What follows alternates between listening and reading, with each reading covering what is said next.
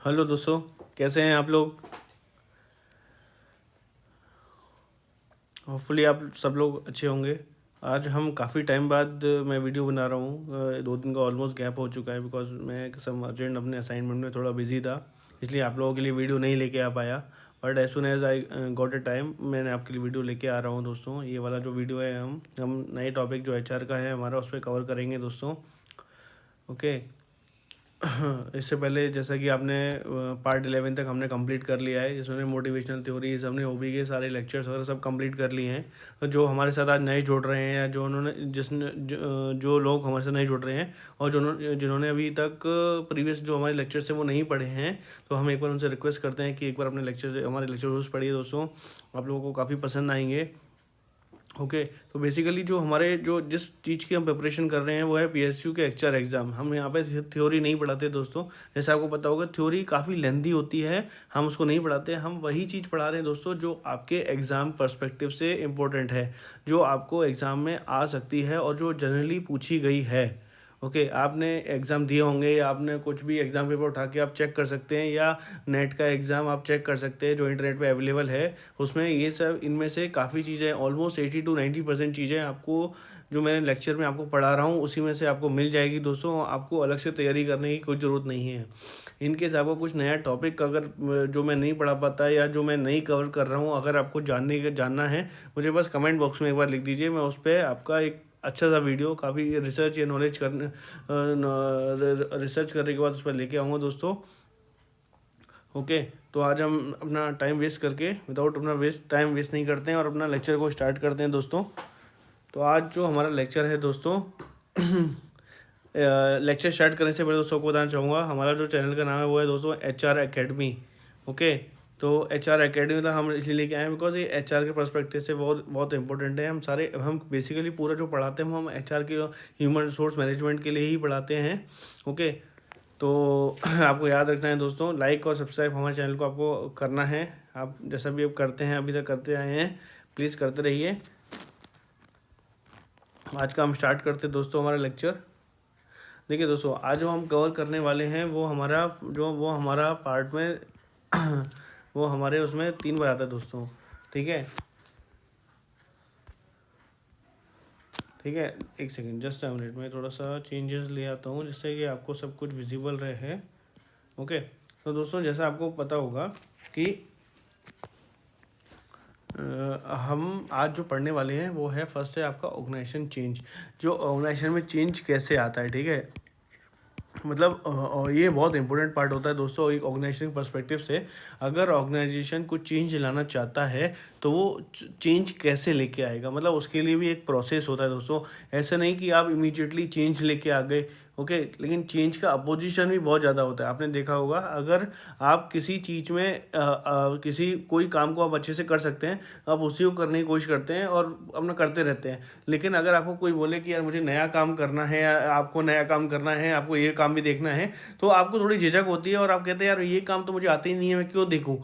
तो वो बात होती है दोस्तों चेंज की। वो हम बात कर वहाँ पे आपका जो सुपरवाइजर होता है वो बात करता है आपकी चेंज के लिए, बिकॉज वो आपके लिए रूटीन नहीं है। आप जिस जो आपके लिए रूटीन था वो आपको बहुत अच्छे से आता है और आप उसको अच्छे से करने के लिए करते भी हैं। लेकिन जब आपको चेंज वाला बात आ जाता है दोस्तों तो वहाँ पे आप हेजिटेट होने की कोशिश करने लगते हैं क्योंकि वो आपको आता नहीं है। तो वो जो चेंज होता है ना वो स्लोली स्लोली इंट्रोड्यूस करना होता है ऑर्गेनाइजेशन में। सडनली आप जो आपका चेंज है वो आपको इंट्रोड्यूस नहीं कर सकते। तो उसका एक प्रोसेस होता है दोस्तों। तो आज हम कवर करेंगे ऑर्गेनाइजेशनल चेंज में। ठीक है। इसके 3 पार्ट होते हैं दोस्तों। फर्स्ट होता है आपका अनफ्रीजिंग, सेकंड होता है movement to a new state, then आता है आपका रीफ्रीजिंग। तो हम ये तीनों पार्ट कवर करेंगे दोस्तों। इसके बाद दोस्तों आता है आपका फोर्स फील्ड एनालिसिस। जो एक कर्टलुई एक साइंटिस्ट थे, उन्होंने एक थ्योरी दी थी, चेंज थ्योरी बोलते हैं इसको, फोर्स फील्ड एनालिसिस। इसमें 2 पार्ट हम कवर करेंगे दोस्तों, ड्राइविंग फोर्सेस, देन हम कवर करेंगे रिस्टेनिंग फोर्सेस। ठीक है दोस्तों। तो ये आज हम यही टॉपिक कवर करने वाले हैं दोस्तों। जैसा आपको पता हो दोस्तों हम आपके लिए छोटे छोटे टॉपिक लेके आते हैं और काफ़ी डेप्थ में लेके आते हैं जिससे आपको टॉपिक वाइज क्लियरिटी आ जाए। अभी मैं आपको बड़े हम टॉपिक इसलिए लेके नहीं आते, इसमें क्या है ज़्यादा थ्योरी लिख दें आपको समझ में आए नहीं दोस्तों, लेकिन छोटे छोटे टॉपिक लिख के आते हैं जिसमें आपको क्लियरिटी आए। तो अब स्टार्ट करें दोस्तों। फर्स्ट है हमारा ऑर्गेनाइजेशन चेंज। तो देखो दोस्तों, कर्ट लुईन ने क्या बोला कि Kurt Lewin argue that okay, successful change in organisation should follow 3 step. मतलब उसने बोला कि 3 सक्सेसफुल चेंज, अगर आपको किसी ऑर्गेनाइजेशन में सक्सेसफुल चेंज लाना है तो उसको 3 स्टेप से करना पड़ेगा। ओके, मतलब 3 स्टेप को फॉलो करना पड़ेगा, 3 स्टेप्स हैं उसको फॉलो करना पड़ेगा। अगर वो इनमें से एक भी स्टेप फेल होती है तो ऑर्गेनाइजेशन में चेंज जो इंट्रोड्यूस किया है वो नहीं होगा दोस्तों, ठीक है, वो चेंज नहीं होगा। तो ये जो तीनों स्टेप है, तीनों स्टेप को सक्सेसफुल इम्प्लीमेंट करना पड़ेगा किसी भी ऑर्गेनाइजेशन में, तभी जाके वो चेंज आपको मिलेगा। ठीक है, क्लियर हो गया दोस्तों, इतना बोला। तो फर्स्ट स्टेप उसने बोला दोस्तों बोला था अनफ्रीजिंग। सबसे पहले उसने बोला अनफ्रीजिंग। अनफ्रीजिंग का मतलब ये नहीं है दोस्तों कि फ्रीज से निकाल के रख दिया, ऐसा कुछ नहीं है। अनफ्रीजिंग मतलब ये क्या बोलना चाह रहा है देख लेते हैं एक बार। It is actually the process of preparing the system for change through disconfirmation of old practices, attitudes और behavior। ठीक है दोस्तों, तो उसने क्या बोला, सबसे पहले हमको क्या करना पड़ेगा, उन चीज़ों को डिसकंटिन्यू करना पड़ेगा जो हम अभी तक फॉलो करते आए हैं ऑर्गेनाइजेशन में। ठीक है दोस्तों, आपको एक बार याद होगा कि बैंकिंग सेक्टर में पहले मैनुअल काम होता था। ओके दोस्तों, आपको पता है सब पेपर वर्क गवर्नमेंट में अभी भी होता है, लेकिन काफ़ी कुछ गवर्नमेंट में चेंजेस आ गए हैं। तो पहले केवल केवल आपका जो होता था मैनुअल वर्क होता था, पेपर वर्क होता था।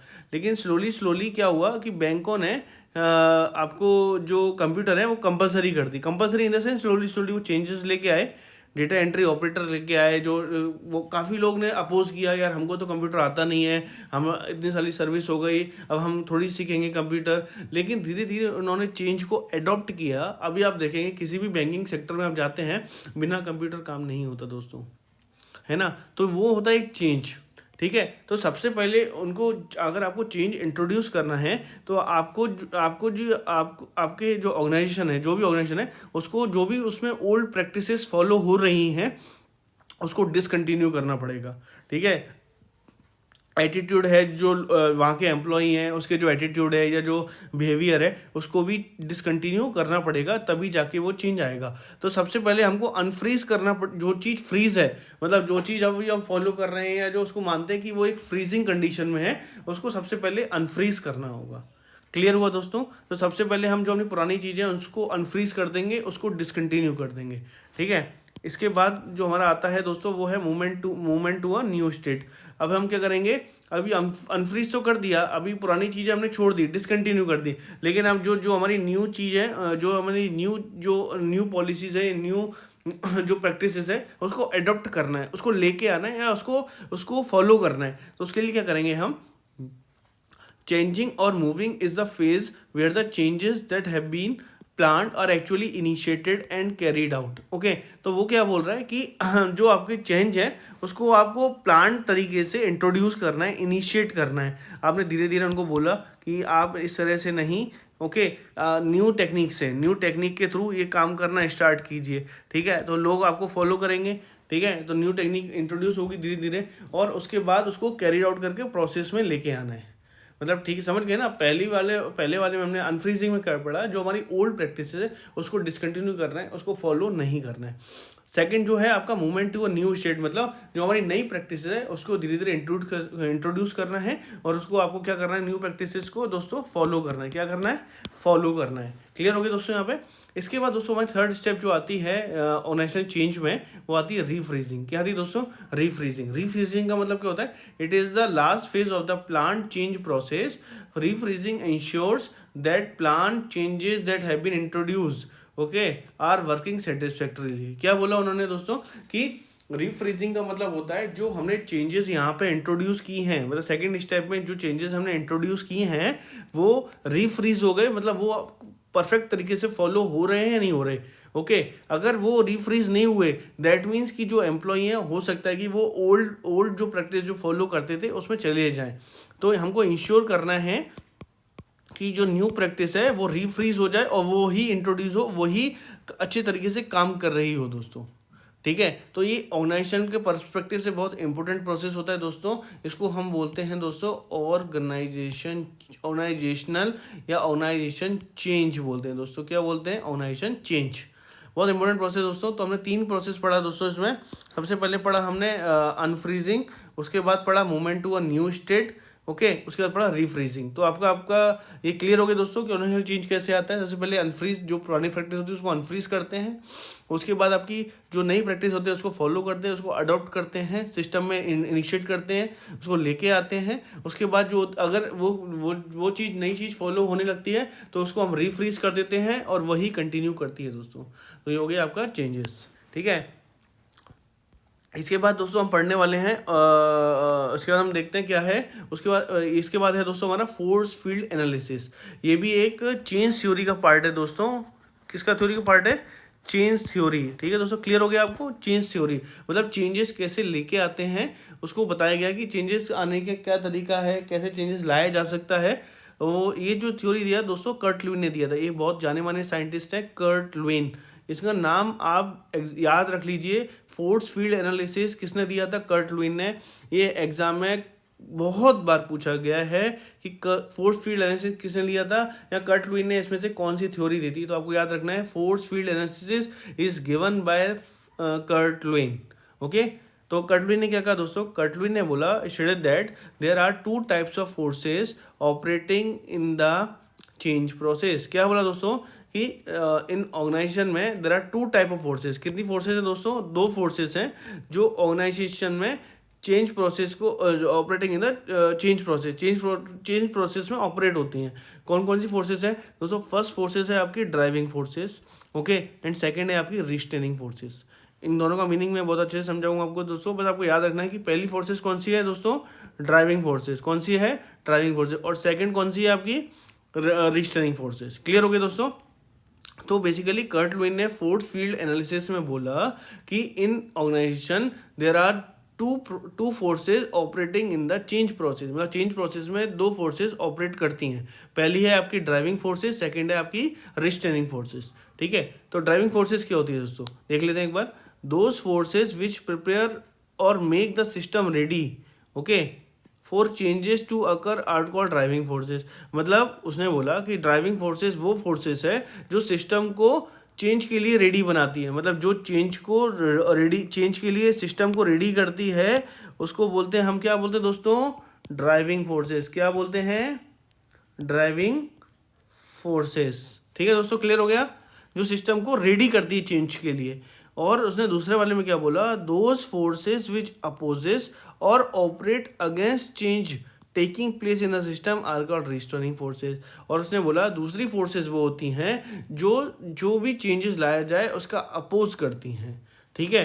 तो बेसिकली दो फोर्सेस होती हैं। इसने बोला, कर्ट लुईन ने बोला फोर्स फील्ड एनालिसिस में कि फर्स्ट फोर्सेस जो होती है आपकी ड्राइविंग फोर्स होती है जो चेंज को लेके आती है, और एक फोर्स होती है रिस्ट्रेनिंग फोर्सेस जो चेंज का अपोज करती है। बहुत ही सिंपल कंडीशन, बहुत ही सिंपल तरीके से समझाया गया दोस्तों। एक बार हम देख लेते हैं क्या बोला उसने। इसने बोला दो फोर्सेस होती है दोस्तों आपकी, ठीक है। दो फोर्सेस होती है। फर्स्ट होती है आपकी, कौन सी फोर्सेस होती है आपकी?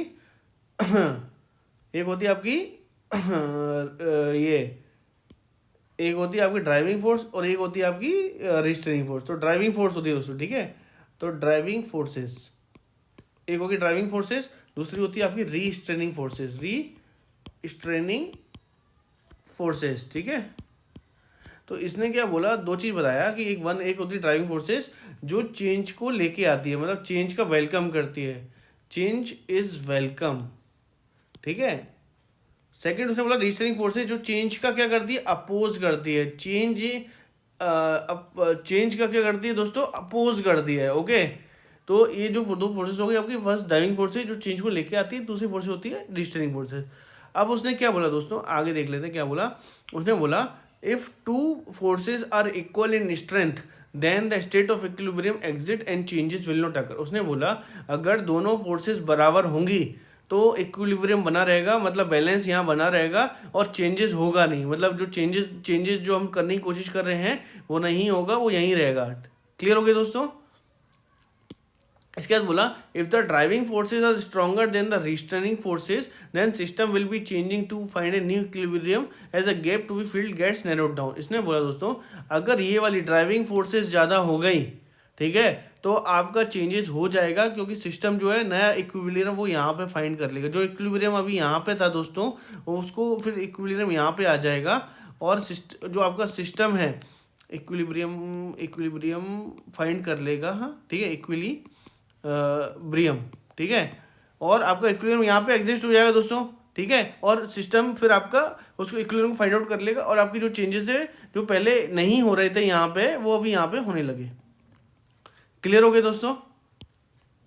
मैं आपको फिर से समझाऊँ, देखो देखो दोस्तों, उसने क्या बोला, ये आपका इक्विलिब्रियम पोजीशन है, ठीक है। उसने बोला यहाँ पे आपकी ड्राइविंग फोर्सेस है, यहाँ पे आपकी रिस्ट्रेनिंग फोर्सेस है, ठीक है। तो ये क्या होती है, ये जो फोर्सेस हैं अपोज करती हैं, क्लियर हो गया, ये वेलकम करती हैं। उसने क्या बोला, अगर जो आपकी ड्राइविंग फोर्सेस हैं, अगर वो ज़्यादा हैं, मतलब वो रिस्ट्रेनिंग फोर्सेस से ज़्यादा हैं, मतलब अगर ज़्यादा लोग चाहते हैं, या ज़्यादा पॉइंट्स ऐसे हैं, या ज़्यादा स्टेप्स, ज़्यादा जो क्या बोल सकते हैं उसको, क्रेडेंशियल्स ऐसे हैं जो ड्राइविंग फोर्स को ज़्यादा फेवर में कर रहे हैं, तो आपका जो सिस्टम का इक्विलिब्रियम जो यहाँ पे था, वो अभी यहाँ पे शिफ्ट हो जाएगा। कहाँ पे शिफ्ट हो जाएगा? यहाँ पे शिफ्ट हो जाएगा, मतलब यहाँ पे शिफ्ट हो जाएगा, ठीक है। तो सिस्टम क्या करेगा, इस इक्विलिब्रियम को छोड़ के नया इक्विलिब्रियम को फाइंड आउट कर लेगा। दैट मीन्स कि वो ड्राइविंग फोर्सेस की तरफ ऑलरेडी आ चुका है, और जो चेंजेस होना थे, या जो जो चेंजेस हम इनिशिएट कर रहे थे, वो सक्सेसफुल हो गए। अब तो दोस्तों आपको क्लियर हो गया होगा, ठीक है। अदरवाइज वाइस वर्सा, उसने बोला अगर अगर ये ज़्यादा हो गया, तो जो आप चेंजेस की बात कर रहे थे वो नहीं होंगे, क्योंकि रिस्ट्रेनिंग फोर्सेस ज़्यादा हैं, ज़्यादा लोग अपोज कर रहे हैं। क्लियर हो गया दोस्तों? इसको हम एक डायग्राम की हेल्प से समझते हैं दोस्तों। देखो ये आपका प्रपोज चेंज है, दैट मीन ये इक्विलिब्रियम है दोस्तों। क्लियर हो गया? ये आपका क्या है दोस्तों? इक्विलिब्रियम। एक मैं कलर चेंज कर लूँ, थोड़ा सा आपको समझ में नहीं आ रहा होगा, ठीक है दोस्तों। तो ये आपका हो गया इक्विलिब्रियम, ठीक है, इक्विलिब्रियम। तो अभी क्या है, ये देखो, ये है आपका फोर्सेस वो चेंज, तो ये आपकी हो गई कौन सी? Driving forces. कौन सी हो गई दोस्तों? Driving forces. और ये हो गई आपकी रिस्ट्रेनिंग फोर्सेस, ठीक है दोस्तों। बहुत इंपॉर्टेंट पार्ट समझा रहा हूँ मैं चेंज प्रोसेस का, ठीक है। ये कोई नहीं बताता दोस्तों, मैं आपको बहुत अच्छे से समझाऊंगा। यहाँ पे दोस्तों क्या होता है, आपका मैट्रिक्स होता है, देखो ऐसे होता है, 1 2 3 4 5, ठीक है दोस्तों। यहाँ से भी ऐसे ही 1 2 3 4 और 5। अब क्या करते हैं दोस्तों, इस केस में क्या करते हैं, आपने कोई चेंज इनिशिएट किया, मतलब आपने वो बोला मुझे मशीन लगाना है, या मुझे वर्कर के लिए मुझे जो मुझे कुछ प्रोसेस करना है, या मुझे मुझे नया काम स्टार्ट करना है, या कंप्यूटर, मान लीजिए ये बैंक का एग्जांपल लेते हैं, हमको लाना है कि कंप्यूटर, अभी मैनुअल काम होता है, अभी हम कंप्यूटर इंट्रोड्यूस कर रहे हैं, और सभी एम्प्लॉय को ये आप बता रहे हैं कि हम कंप्यूटर लेके आ रहे हैं, और सभी को कंप्यूटर के थ्रू काम करना है। क्लियर हो गया दोस्तों? ये हम चेंज है जो इंट्रोड्यूस करने की कोशिश कर रहे हैं, वो चेंज का नाम है हमारा कंप्यूटर। अभी दोस्तों उन्होंने क्या बोला कि अभी इसमें क्या है, कंप्यूटर, अभी कुछ लोग तो रेडी रहेंगे, कुछ लोग मना करेंगे, ठीक है। तो अब यहाँ पे क्या होता है, आपने ये पॉइंट्स हैं आपके, ठीक है। अभी उन्होंने क्या बोला, पहला पॉइंट की रिस्ट्रेनिंग फोर्सेस वाले क्या बोलेंगे, नो स्किल की जरूरत पड़ेगी, क्या बोलेंगे, स्किल्स रिक्वायर्ड। तो इन्होंने बोला इसको कि ये चलो स्किल की जो पॉइंट है वो 4 है, ठीक है। स्किल मतलब जो कंप्यूटर सीखना भी तो पड़ेगा, आता तो किसी को है नहीं, क्योंकि अभी तो मैनुअल काम हो रहा है। उसने बोला कि जो आपका स्किल की जरूरत पड़ेगी, तो उसने बोला ठीक है, इसको हम 4 पॉइंट देते हैं, ठीक है। फिर उसने बोला क्या चाहिए और आपको, तो उसने बोला कि पावर कंजप्शन बढ़ जाएगा, पावर, अभी कंप्यूटर चलेगा तो पावर कंजप्शन भी तो बढ़ेगा, तो इसको बोला उसने कि ठीक है 1 पॉइंट ही दिया, ठीक है, कोई बड़ी बात नहीं है। फिर ऐसे ही सर्टेन पॉइंट्स वो लेके आया है, ठीक है। ओके दोस्तों, उसने बोला कि फिर उसके लिए आपको टेबल भी चाहिएगी, ओके। उसने बोला ठीक है 2 पॉइंट ले लिए, टेबल रिक्वायरमेंट हो गई, ठीक है। तो ऐसे करते करते कितने पॉइंट हो गए दोस्तों? 4 ये हो गए थे, 1 ये हो गया, 2 ये हो गए, तो 4 और 1 5 और 2 7, तो टोटल हो गए 207 पॉइंट, ठीक है। अब उसने बोला कि भाई कौन सी ड्राइविंग फोर्सेस है जो चेंज को फेवर कर रही हैं। उसने देखा पहला वाला क्या देगा कि भाई मैन पावर की कम रिक्वायरमेंट रहेगी। क्लियर हो गया? मैनुअल काम में ज़्यादा लोग चाहिए, कंप्यूटर रहेगा तो मल्टीटास्किंग का काम हो सकता है। मैंने उसने बोला कि पैसे बचेंगे, कैसे बचेंगे, कितने बचेंगे? उसने बोला 5 पॉइंट, ठीक है, यहाँ हमको मिले 5 पॉइंट। उसने बोला फिर क्या होगा, वो बोलता है तुरंत काम होगा, स्पीड से काम होगा, ठीक है, स्पीडली काम होगा, ठीक है, कैलकुलेशन फास्टर होगी। इसने बोला ये तो बहुत अच्छी बात है। इसको बोला 3 पॉइंट, क्या बोला दोस्तों? 3 पॉइंट, तो 3 पॉइंट यहाँ आ गए। फिर उसने एक और चीज़ बोली फेवर में कि भाई कंप्यूटर इंट्रोड्यूस करेंगे, लोग ज़्यादा से ज़्यादा अवेयरनेस होगी, ओके, स्किल बढ़ेगी लोगों की। यहाँ स्किल रिक्वायर्ड थी, यहाँ पे क्या है, स्किल का इन्हांसमेंट हो रहा है। तो उसने बोला ठीक है, 3 पॉइंट दे दिए इसको हमने, 3 पॉइंट यहाँ दे दिए। फिर उसने कुछ बोला, तो जैसा इसने बोला उसके पॉइंट्स कैलकुलेट किए जाते हैं। तो इसने कैलकुलेट किया, इसने बोला 5+3+3 कितने हो गए, आप 5 और 3 8 और 3 11 कितने हो गए दोस्तों, 11 पॉइंट। तो यहाँ पे आए दोस्तों फेवर में कितने पॉइंट आए, ड्राइविंग फोर्स के 11 पॉइंट, यहाँ पे आपके आए 7 पॉइंट। तो जो जो आपका इक्विलिब्रियम है वो इधर शिफ्ट हो जाएगा, क्योंकि जो ड्राइविंग फोर्सेस है वो ज़्यादा हैं। क्लियर हुआ दोस्तों।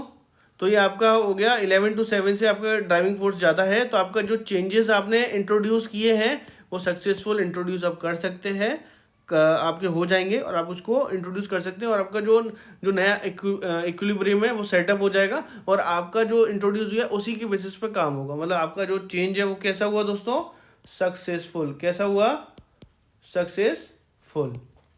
तो दोस्तों यही था बस ड्राइविंग फोर्सेस बस रजिस्टरिंग फोर्सेस जो कर्ट लुईस ने दिया था दोस्तों। ठीक है, इसको बोलते हैं हम फोर्स फील्ड एनालिसिस। क्या बोलते हैं दोस्तों, फोर्स फील्ड एनालिसिस। क्या बोलते हैं दोस्तों, फोर्स फील्ड एनालिसिस। बहुत इजीली समझाया दोस्तों, आपको क्लियर हो गया होगा, ये बहुत अच्छे से क्लियर हो गया होगा। ठीक है, तो आज हम देख लें दोस्तों, आज के लिए हमारे पास इतना ही है। आज जैसे हमने ऊपर डिसाइड किया था कि आज हम इतना ही पढ़ने वाले हैं, तो आज हमने दोस्तों 2 पार्ट पढ़ा है। फर्स्ट जो पढ़ा है वो पढ़ा है हमने दोस्तों ऑर्गेनाइजेशन चेंज। क्या पढ़ा है, ऑर्गेनाइजेशन चेंज। और दूसरा जो पढ़ा है वो पढ़ा है हमने फोर्स फील्ड एनालिसिस। और फिर हमने ऑर्गेनाइजेशन चेंज में पढ़ा था कि 3 स्टेप होती दोस्तों। फर्स्ट होती है आपकी अनफ्रीजिंग, सेकेंड होती है आपकी movement to a new state, और जो आपकी थर्ड होती है दोस्तों वो होती है आपकी रीफ्रीजिंग। ठीक है, रीफ्रीजिंग में जैसे हम समझ गया, अनफ्रीजिंग में मतलब उसको जो चेंज है उसको जो आपको प्रैक्टिस ओल्ड प्रैक्टिसेस से उसको छोड़ना, उसको अवॉइड करना। ओके, उसके बाद आपको जो नई प्रैक्टिस है उसको फॉलो करना। ठीक है, और रीफ्रीजिंग का मतलब जो नई प्रैक्टिस फॉलो कर रहे हैं उसको कंटिन्यूस करना, जिससे कि वो रीफ्रीज हो जाए और आपका जो चेंज है वो सक्सेसफुल इंट्रोड्यूस हो जाए। उसके बाद दोस्तों हमने पढ़ा था फोर्स फील्ड एनालिसिस। ठीक है, force field analysis Kurt Lewis ने बोला कि 2 फोर्सेज होती है ऑर्गेनाइजेशन में जो चेंज को ऑपरेट करती हैं।